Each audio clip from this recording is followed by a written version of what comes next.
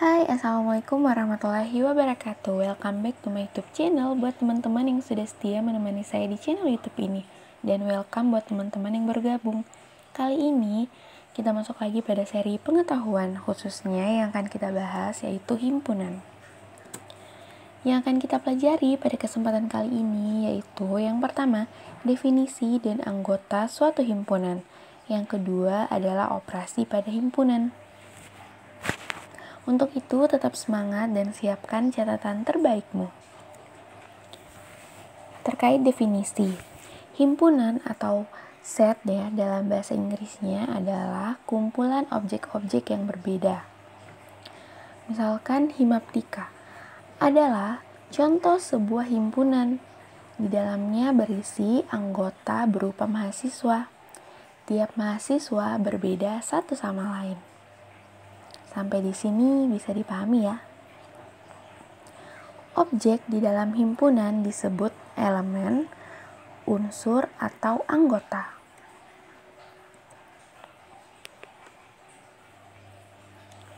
Cara penyajian himpunan. Yang pertama, enumerasi. Setiap anggota himpunan didaftarkan secara rinci. Nah, berikut ini adalah contoh-contoh penyajian himpunan. Yang pertama, mengenai himpunan 4 bilangan asli pertama. Misalkan A adalah suatu himpunan yang beranggotakan 1, 2, 3, dan 4. Himpunan 5 bilangan ganjil positif pertama. Misalkan B adalah himpunan yang beranggotakan 1, 3, 5, 7, 9. Kemudian, suatu himpunan C yang beranggotakan Kailah, 16, Bebek, 2, dan A. Suatu himpunan R yang beranggotakan A, B, kemudian R1, suatu himpunan kita misalkan R1 yang beranggotakan A, B, C, kemudian suatu himpunan R2 yang beranggotakan A, C. Kemudian suatu himpunan C yang beranggotakan A dan suatu himpunan C1 dan suatu himpunan C2. Selanjutnya, suatu himpunan K yang beranggotakan suatu himpunan kosong. Himpunan 100 bilangan asli pertama dapat dituliskan 1, 2, hingga 100. Kemudian himpunan bilangan bulat ditulis sebagai berikut. Oke, sampai di sini bisa dipahami ya. Keanggotaan X elemen A untuk X merupakan anggota himpunan A. X bukan elemen A untuk X bukan atau merupakan anggota himpunan A. Contoh, misalkan suatu himpunan A yang beranggotakan 1, 2, 3, 4 dan R adalah suatu himpunan yang beranggotakan A, B, suatu himpunan R1 yang beranggotakan A, B, C, dan suatu himpunan R2 yang beranggotakan A, C, dan suatu himpunan K yang beranggotakan himpunan kosong. Maka dari yang diketahui di atas tadi, kita bisa tarik kesimpulan terkait keanggotaan. 3 di sini adalah elemen dari himpunan A. Kemudian suatu himpunan R1 yang beranggotakan A, B, C itu adalah elemen R atau elemen himpunan R. Kemudian C itu tidak atau bukan elemen dari R atau C ini bukan merupakan anggota dari himpunan R. Kemudian himpunan kosong adalah elemen atau anggota dari himpunan K. Dan himpunan kosong bukan anggota dari himpunan R. Ya, sampai sini kalian bisa paham kan? Next, kita lanjut ke contoh yang ketiga. Bila P1 adalah A, B, jadi P1 di sini anggotanya adalah A dan B. Selanjutnya, jika suatu himpunan P2 yang beranggotakan suatu himpunan P1.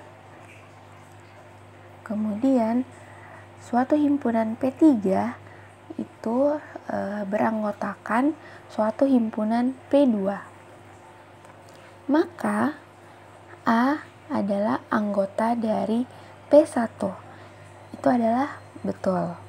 Kemudian A bukan anggota dari P2.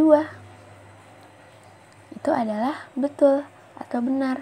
Karena P2 itu adalah anggotanya himpunan P1. Oke, dia berbentuk himpunan, bukan A, B. Kemudian P1 adalah anggota dari P2. Nah, ini benar karena memang yang diketahui bila P2 ini adalah suatu himpunan yang beranggotakan suatu himpunan P1. Kemudian pernyataan berikutnya adalah P1 bukan anggota dari P3. Hal ini benar karena P3 adalah suatu himpunan yang beranggotakan P2 atau yang beranggotakan himpunan P2. Nah, selanjutnya P2 adalah anggota dari P3. Nah, ini benar karena P3 tadi kita sudah definisikan adalah suatu himpunan yang beranggotakan suatu himpunan P2. Sampai di sini bisa dipahami ya. Selanjutnya simbol-simbol baku. Nah, biasanya simbol dari suatu himpunan itu adalah huruf kapital. Nah, di sini misalnya contoh yang pertama P. P di sini diartikan menjadi atau didefinisikan sebagai himpunan bilangan bulat positif, misalkan 1, 2, 3 dan seterusnya. Kemudian N adalah himpunan bilangan alami atau natural. Selanjutnya Z adalah himpunan bilangan bulat. Q adalah himpunan bilangan rasional. R adalah himpunan bilangan real dan C adalah himpunan bilangan kompleks. Selanjutnya, himpunan yang universal atau semesta biasa disimbolkan dengan U. Contoh, misalkan U adalah suatu himpunan yang beranggotakan 1, 2, 3, 4, 5 dan A adalah himpunan bagian dari U. Dengan kata lain, A di sini atau himpunan A beranggotakan 1, 3, 5. Oke, bisa dipahami ya?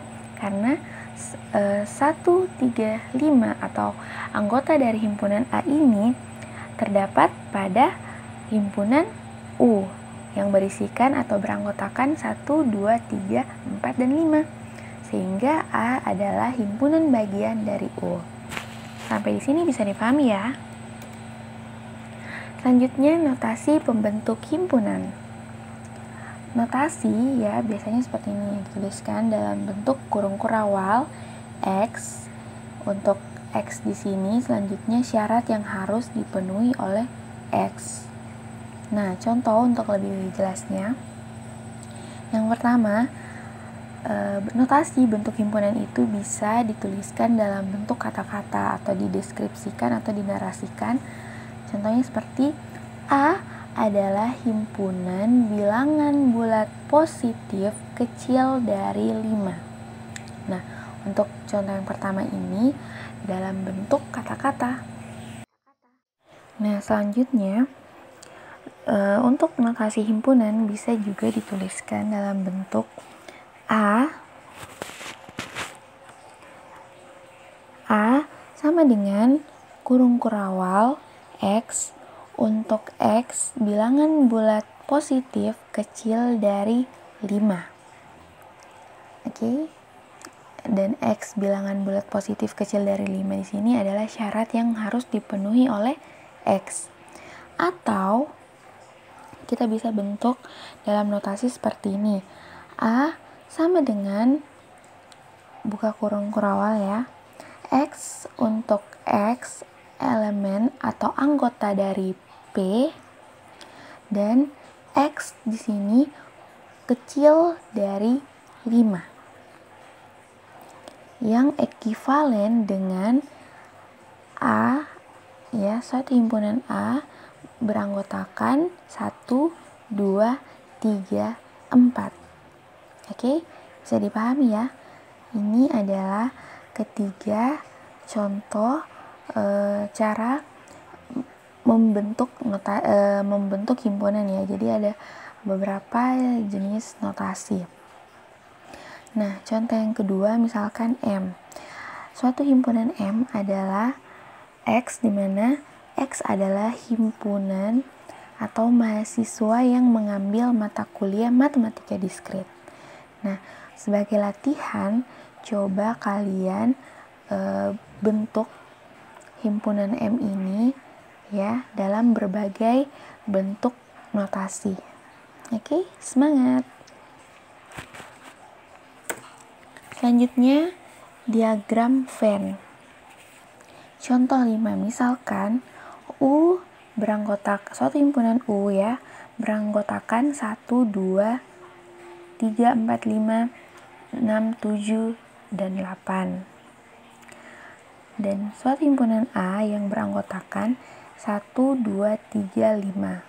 Dan himpunan B yang beranggotakan 2, 5, 6, dan 8. Nah, jadi dalam penyajian diagram Venn-nya bisa kalian lihat ya. Bisa dipahami ya. Jadi dari himpunan A dan B ternyata ada irisannya yaitu 2 dan 5.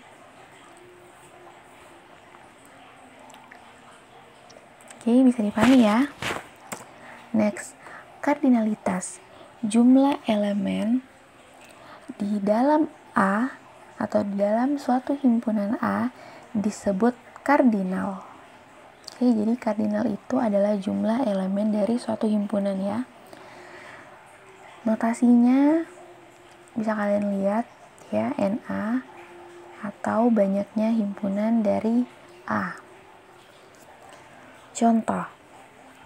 Yang pertama, B adalah suatu himpunan ya yang beranggotakan X, di mana X merupakan bilangan prima lebih kecil dari 20.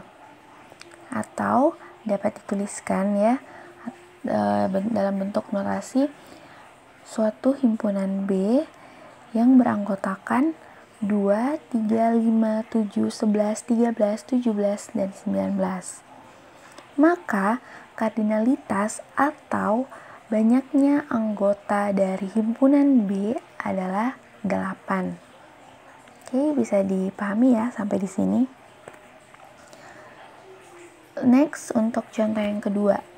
Suatu himpunan T beranggotakan Panda, A, Dwi, 16, dan Pita. Maka kardinalitas atau banyaknya anggota dari himpunan T itu adalah 5. Oke, bisa dipahami ya. Next, contoh yang ketiga. Suatu himpunan A yang beranggotakan A, suatu himpunan A1, dan suatu himpunan A2.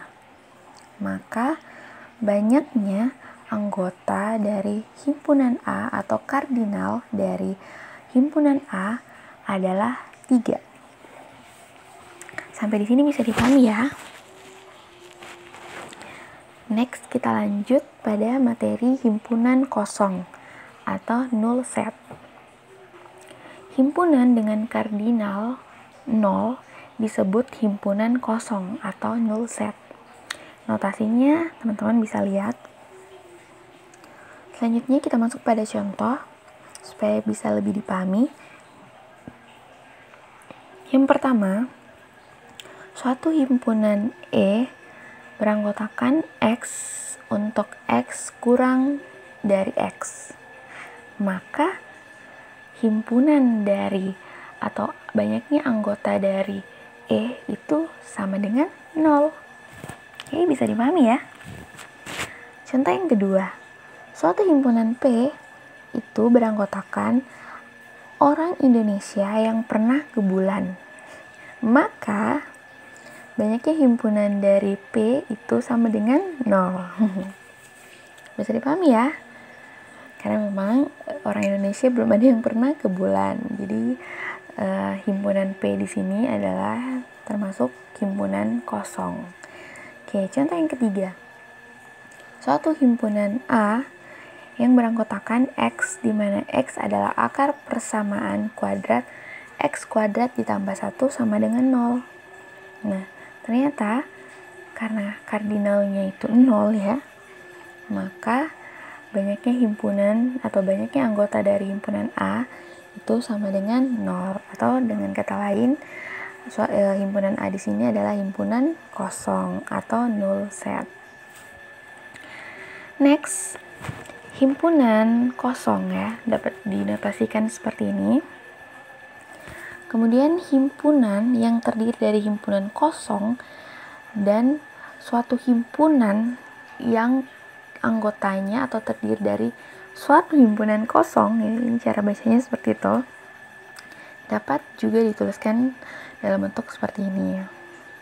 Oke, nah suatu himpunan yang beranggotakan himpunan kosong bukan merupakan himpunan kosong karena ia memuat satu elemen, yaitu himpunan kosong. Oke, bisa dipahami ya. Next, himpunan bagian atau subset.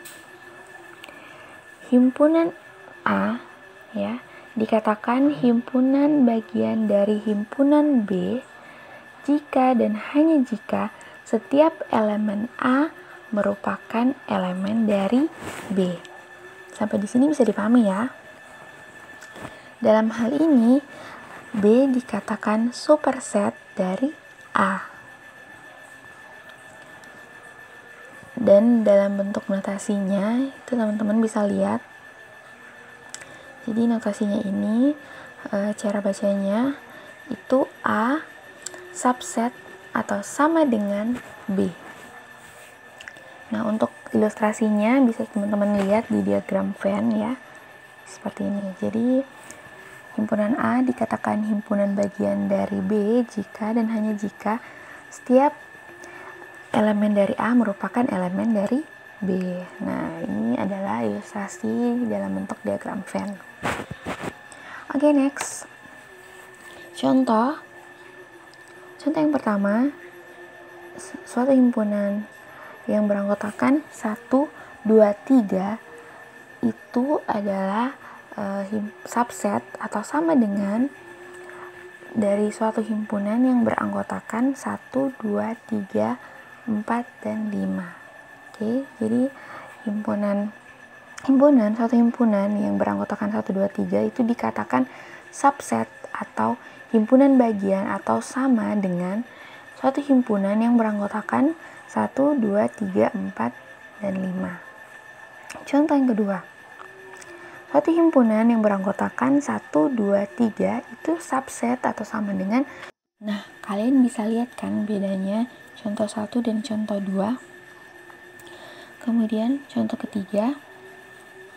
Nah, kalian masih ingat kan notasi N, Z, R, dan C. Jadi N ini adalah himpunan bilangan asli. Itu subset dari himpunan bilangan bulat. Kemudian himpunan bilangan bulat ini juga himpunan atau subset dari atau sama dengan himpunan bilangan real, dan bilangan real subset atau sama dengan himpunan bilangan kompleks. Selanjutnya, contoh yang keempat, yaitu jika A itu sama dengan X, Y, untuk X tambah Y kurang dari 4, di mana X ini lebih atau sama dengan 0 dan Y juga lebih atau sama dengan 0. Dan suatu himpunan B yang beranggotakan X, Y untuk 2X tambah Y kurang dari 4 dan X lebih atau sama dengan 0 dan Y lebih atau sama dengan 0. Maka B subset atau sama dengan A. Nah, bisa kalian pahami ya contoh nomor 4. Untuk latihannya, kalian bisa uraikan ya syarat dari X dan Y sehingga kalian bisa lebih jelas mengetahui bahwa B adalah subset atau sama dengan A. Teorema 1. Untuk sembarang himpunan A berlaku hal-hal berikut. Yang pertama, A adalah himpunan bagian dari A itu sendiri, yaitu A subset atau sama dengan A. Himpunan kosong merupakan himpunan bagian dari A, yang artinya himpunan kosong subset atau sama dengan A. Jika A subset atau sama dengan B dan B subset atau sama dengan C, maka A juga subset atau sama dengan C. Untuk himpunan kosong subset atau sama dengan A dan A subset atau sama dengan A, maka himpunan kosong dan A disebut himpunan bagian tak sebenarnya atau improper subset dari himpunan A. Bisa dipahami ya? Contoh untuk lebih jelasnya, jika suatu himpunan A beranggotakan 1, 2, 3, maka 1, 2, 3 dan himpunan kosong adalah improper subset dari A atau himpunan bagian tak sebenarnya. Oke, next. Untuk A subset atau sama dengan B itu berbeda dengan A subset B. Nah, untuk kasus yang pertama, A subset B, di mana A adalah himpunan bagian dari B, tetapi A tidak sama dengan B. Oke, bisa dilihat ya perbedaannya. Jadi tidak ada tanda sama dengan dari subsetnya. Sehingga A adalah himpunan bagian sebenarnya atau proper subset dari B. Contoh 1 ya. Jadi suatu himpunan yang beranggotakan 1 dan suatu himpunan yang beranggotakan 2, 3 adalah proper subset dari suatu himpunan 1, 2, 3. Oke, bisa dipahami ya. Nah, untuk kasus yang kedua, A subset atau sama dengan B digunakan untuk menyatakan bahwa A adalah himpunan bagian atau subset dari B yang memungkinkan A itu sama dengan B. Jadi ketika kita menggunakan notasi subset atau sama dengan, ya, jadi itu untuk menyatakan bahwa A adalah himpunan bagian atau subset dari B yang memungkinkan A sama dengan B. Oke, jadi bisa dilihat ya perbedaan antara simbol subset ya, kapan digunakan simbol subset dan kapan digunakan simbol subset atau sama dengan. Nah, next untuk latihannya kalian bisa kerjakan. Misalkan suatu himpunan A itu terdiri dari 1, 2, 3 dan himpunan B yang terdiri dari 1, 2, 3, 4, 5. Tentukan semua kemungkinan himpunan C, oke, sedemikian sehingga A subset C dan C subset B, yaitu A adalah proper subset dari C dan C adalah proper subset dari B. Oke, silahkan kalian kerjakan. Oke, semangat, siapkan catatan terbaikmu. Selanjutnya kita masuk pada himpunan yang sama. Di sini misalkan A sama dengan B. Jika dan hanya jika setiap elemen A merupakan elemen B. Dan sebaliknya, setiap elemen B merupakan elemen A. Bisa dipahami ya? Ketika A sama dengan B, jika dan hanya jika setiap elemen A merupakan elemen B, dan sebaliknya setiap elemen B merupakan elemen A. Serasa kalian bisa paham ini. Selanjutnya, A sama dengan B jika A adalah himpunan bagian dari B dan B adalah himpunan bagian dari A. Jika tidak demikian, maka A tidak sama dengan B. Bisa dipahami ya? Nah, untuk notasinya bisa adik-adik lihat atau teman-teman lihat. Jika A sama dengan B, jika dan hanya jika A itu subset atau sama dengan B, dan pastinya B itu subset atau sama dengan A. Contoh selanjutnya itu yang pertama, jika A adalah suatu himpunan yang beranggotakan 0, 1 dan suatu himpunan B yang beranggotakan X. Untuk X di sini X kali X kurang 1 sama dengan 0, maka A itu sama dengan B. Oke. Yang kedua, contoh yang kedua, jika A suatu himpunan A yang beranggotakan 3, 5, 8 dan B adalah himpunan yang beranggotakan 5, 3, 8, maka di sini A itu sama dengan B ya. Walaupun teracak posisinya beda, tetapi himpunan A itu tetap sama dengan himpunan B anggotanya ya. Selanjutnya yang ketiga, jika suatu himpunan A beranggotakan 3, 5, 8, 5 dan B suatu himpunan B yang beranggotakan 3, 8. Nah, dari sini kita lihat bahwa A ini tidak sama dengan B.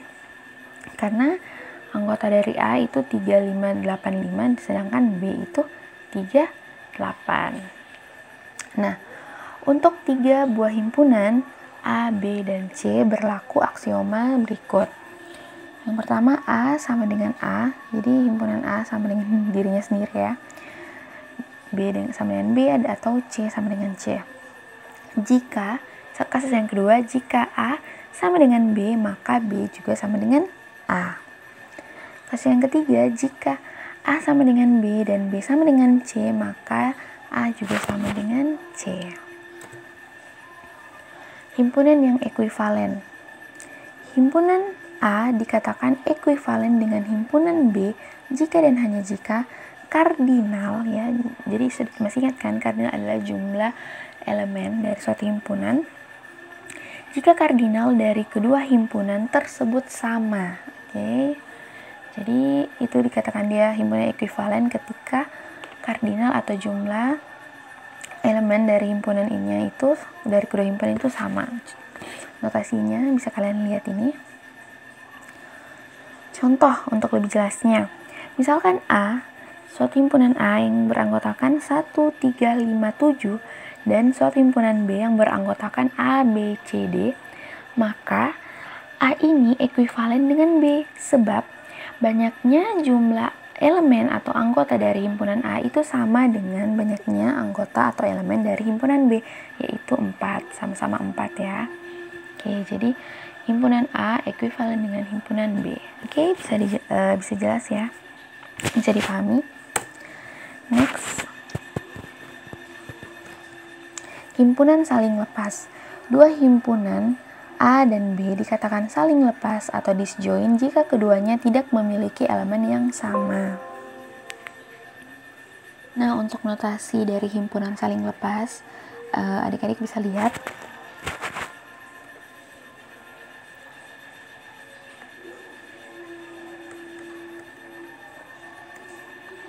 Oke, selanjutnya diilustrasikan dalam diagram Venn ya. Nah, adik-adik bisa lihat suatu himpunan A ini disjoin dengan himpunan B ya. Jadi keduanya tidak memiliki elemen yang sama atau tidak ada irisannya. Oke, contohnya jika A ya, jadi himpunan A ini terdiri dari atau beranggotakan suatu X, di mana X ini elemen dari P ini adalah kita simbolkan tadi atau kita definisikan adalah suatu himpunan bilangan bulat ya, bulat positif untuk X kurang dari 8. Sedangkan suatu himpunan B beranggotakan 10, 20, 30 atau dalam kata lain kelipatan 10. Maka dari kedua himpunan ini dikatakan dia A disjoin B karena memang tidak ada irisannya ya. Oke, karena himpunan A itu himpunan yang bilangan bulat positif yang kurang dari 8, sedangkan B itu atau himpunan B itu beranggotakan 10, 20, 30 atau kelipatan 10. Oke, bisa dipahami ya. Kemudian himpunan kuasa. Himpunan kuasa atau power set dari himpunan A adalah suatu himpunan yang elemennya merupakan semua himpunan bagian dari A, termasuk himpunan kosong dan himpunan A sendiri. Notasinya bisa adik-adik lihat atau teman-teman lihat. Oke, jadi jika banyaknya anggota dari himpunan A itu sama dengan M, maka himpunan kuasa dari A itu, banyaknya himpunan kuasa dari A itu adalah 2 pangkat M. Nah, contohnya untuk lebih jelas, jika suatu himpunan A itu beranggotakan 1, 2, maka himpunan kuasanya adalah yaitu himpunan kosong, elemen-elemen dari himpunannya yaitu 1, 2, dan dirinya sendiri ya, atau himpunan A sendiri yaitu 1,2. Oke, bisa dipahami ya. Contohnya lagi himpunan kuasa dari himpunan kosong. Oke. Itu misalkan ini ya notasinya. Dan himpunan kuasa dari himpunan kosong. Jadi ketika suatu himpunan kosong ya. Jadi kita mau melihat himpunan kuasanya, berarti tetap juga ya himpunan kosong beranggotakan himpunan kosong dan himpunan dirinya sendiri. Nah, di mana himpunan dirinya sendiri itu adalah himpunan kosong. Jadi anggota atau himpunan kuasanya itu ya himpunan kosong dan suatu himpunan yang beranggotakan himpunan kosong. Jadi notasinya seperti ini. Oke, bisa dipahami ya. Oke. Nah, sekian dulu untuk video mengenai definisi dan keanggotaan dari suatu himpunan. Next kita lanjut lagi ke video berikutnya mengenai operasi pada himpunan. Oke, tetap semangat dan siapkan catatan terbaikmu. Jangan lupa ya, kerjakan latihan-latihan yang ada di video ini. Sampai ketemu di video selanjutnya. Assalamualaikum warahmatullahi wabarakatuh.